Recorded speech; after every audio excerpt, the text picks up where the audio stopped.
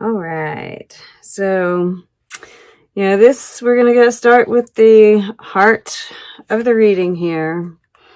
Winter and the Blasted Oak. And, this winter card shows the wolf here.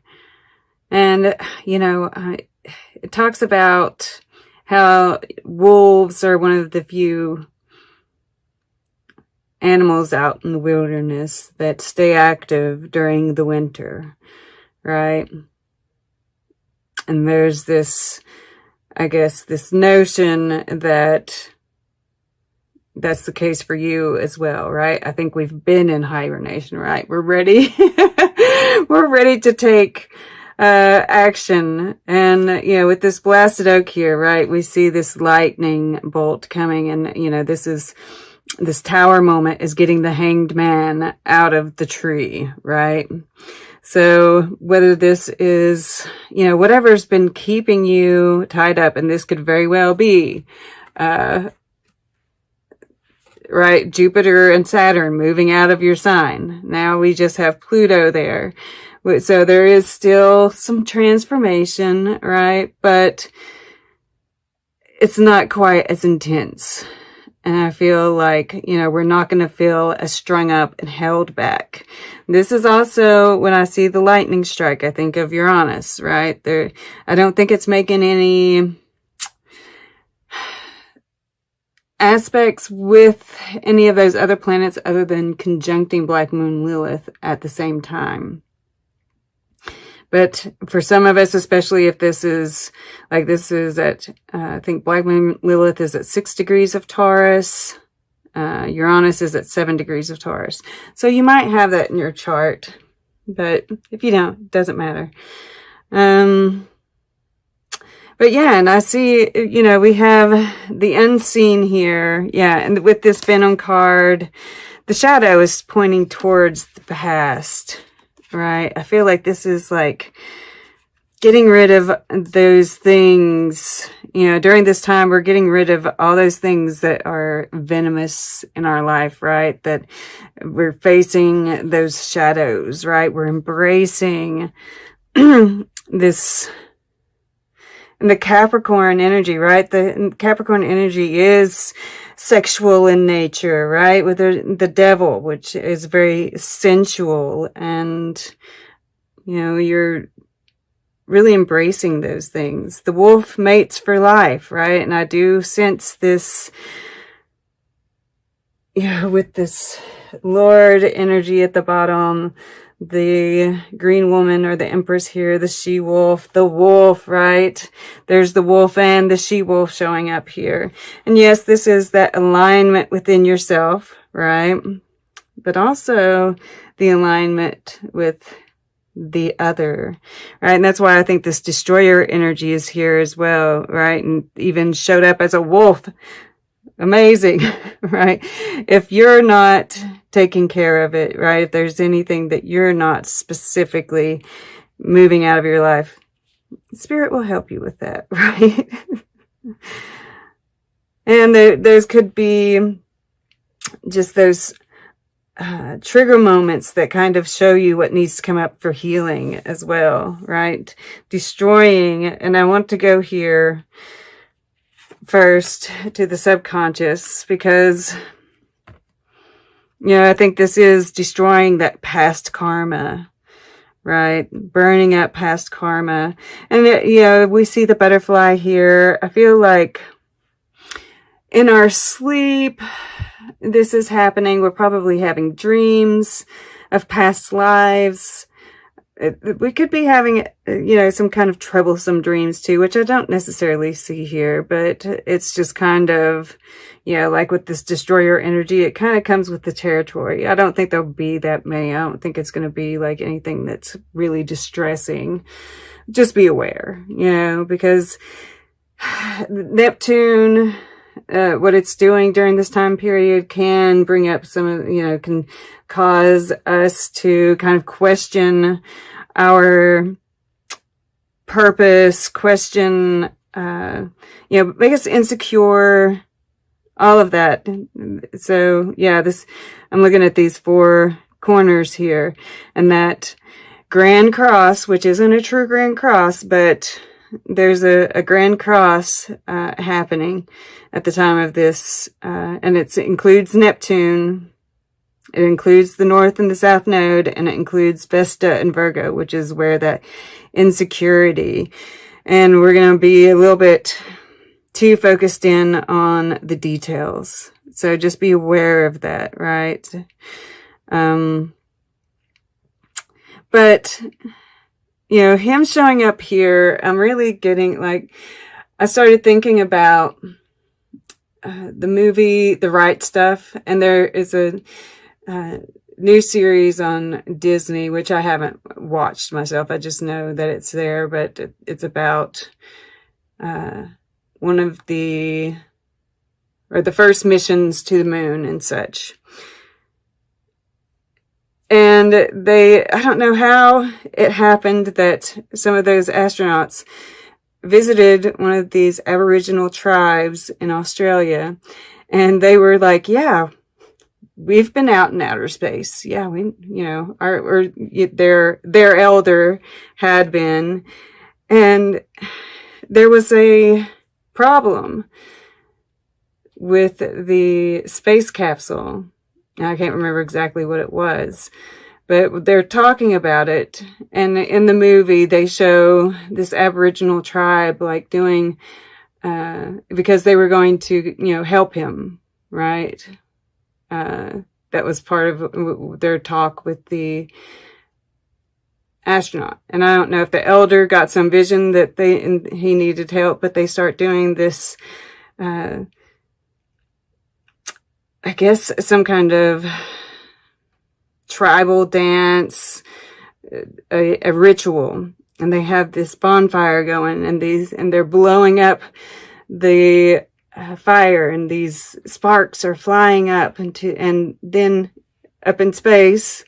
You know, in the movie they show it happening, you know, in real time, right? These are happening at the same time. I don't know that would be the case, but this is true fact that he was seeing these, like, sparks, and he kept on saying it's like a bunch of lightning bugs, and it continued for an hour or so, right? It wasn't just a few seconds, a few minutes. It was quite a length of time. And they still don't know what it was. But I just, you know, I feel like this help is being given to you. And I think it's going to show up in magical ways in your reality. So stay open and watch for those kind of like small miracles, right? But if you do meditation, you're connecting. There's healing. There's healing done to the DNA, right? And then, this is so beautiful. I just love to see you wearing this energy, right? The destroyer, the wolf, the primal aspect of yourself, right? That Black Moon Lilith, the shadow feminine, completely embracing it. And this just makes you more divine, right? With this green woman here, right? We see this like image here, which once again, you know, it's like just being completely open with that sexuality, that part of you. And there's this kind of, you know, the mystic was down here in the underneath this Eros, right? The mystic. So it's like this, you're making this potion. Yeah, I really get like some witchy vibes here, some, you know, and even if you're not, you know, just, you don't have to be to have that kind of earthy, sensual, like mixing a concoction. You know, this is very creative juices here, right? And it's very white. It's very clear. So it's like we're throwing stuff in there. It's almost like this clean slate. What do we want to add? What do we want to create here? And I feel like this alchemy is going on, right? With this DNA, this healing that's going on in the subconscious. And your conscious, like creative, feminine, even masculine here, right? You're really aligning. Beautiful. Okay. So, I don't feel like I need to go into this too much. I think that we would all agree we have felt like we've had to endure quite a bit, right? But, this rock that's kind of, it's kind of reaching out like it's covering him. And then we see this Uranian energy coming through here, right? This flash that's finally reaching us here. But you've been sheltered this whole time. All of this has been for a reason, right? So, we have this happiness here in the air element. And I think with this Six of Stones here, I really feel like you're kind of thinking about, once again, it's this creative kind of energy. What is your happiness, right? What do you see as those things that make you happy, truly happy, right? What completes you? What will complete you? And I think this is, it's a lot of emotion. It says happiness here, but this can be, it's like those extremes. I keep saying it's just going to be high highs and low lows, right? And even this Six of Stones, it's the kind of ebb and flow of those emotions. So whatever we feel, it's going to be intense, right? Well, and I say feel, and over here is the water element. But I think, what we think about right now is producing emotions. And here in the earth element, this Six of Stones, right? It's this give and take. And I think there is this looking at our relationships, right? This is what's going on in your material world. And even your projects and what have you, right? What are you giving? What are you taking back? And then in this particular card, we see, right, they haven't taken care of these beehives. They've got the broken right. They have the tools, or they had the tools, but they didn't take care of it properly, right? So it's kind of like looking at, what hasn't been cared for, right? If it's not producing, are there things that you could do to bring it back to life? And is this something that just needs to be abandoned, right? Like, for some reason, I'm thinking about some of those relationships that, right, you stay in it because you think you're doing a favor to that other person. But if heart's not really in it, are you really doing a favor to that other person? And that may or may not apply to you, take what resonates. But for some reason that was coming through. But yeah. And I think there is, this promise that what you've given, right, will be returned. Or that it is. For some of you, right? Some of us were still, they are standing there waiting. And I think of I just thought about like our government right now. Right? There is a dawning of a new day there. So we'll see what happens. But Here in the fire element, we have the stag. And once again, I'm getting these kind of shaman-like vibes, right? It's like a drum, you know, and I'm hearing the beat of a drum. And I'm feeling like, you know, this is you being on the right path.